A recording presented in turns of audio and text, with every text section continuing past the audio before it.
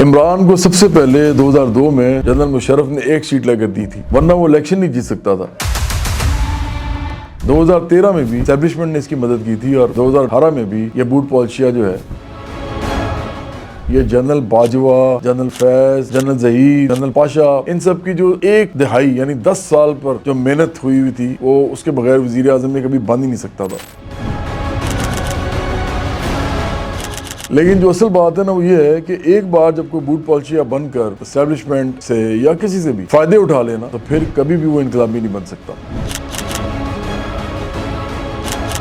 चाहे उसके सपोर्टर जितना मर्जी शोर में जाते रहें, वावेला करते रहें। लेकिन ये बूट पॉल्शी हमेशा ऐसे बंदे के आगे आती रहेगी और इसीलिए अरबपति इमरान जो है ये अपनी बकिया उम्र जो है ना, ये कुर्सी के लालच की वजह से अब इस मुल्क में सिर्फ नमक हरामी, नफरत, फसाद, इंतशार इसकी लामत बनकर जिएगा, क्योंकि इसके अपने तबके यानी हुक्मरान अशराफिया में भी इसके मुखालिफ हर जगह मौजूद हैं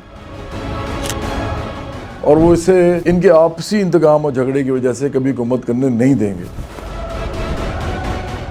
वो भी इसकी झूठी, मुनाफिकाना, लालची और मकार असलियत जानते हैं और पार्लियामेंट समेत तमाम इदारों के अंदर वो सब खुद भी मुख्तलिफ शक्लें, मुख्तलिफ ताकतों के तौर पर मौजूद हैं और ये बड़े तेज हैं। इनको पता है इमरान असल में कैसा है। इमरान अब सियासत का एक खोटा सिक्का बन चुका है। इसके सपोर्टर जितना जल्द ये हकीकत समझ लेना उतना ही बेहतर है। मैं ये सब क्यों जानता हूँ? मैं इसलिए जानता हूँ क्योंकि एक नजरियाती आदमी और सियासी मशहत और तारीख का तालिब इल्म होने के साथ साथ ना तो मैं किसी का बूट पॉल्शिया हूँ और ना ही मेरा सियासी ताल्लुक या कोई भी मालियाती, समाजी, पैसों का, ताकत का कोई भी रिश्ता अमीर हुक्मरान अशराफिया से है और ना ही मेरा ये वाला रिश्ता कभी होगा।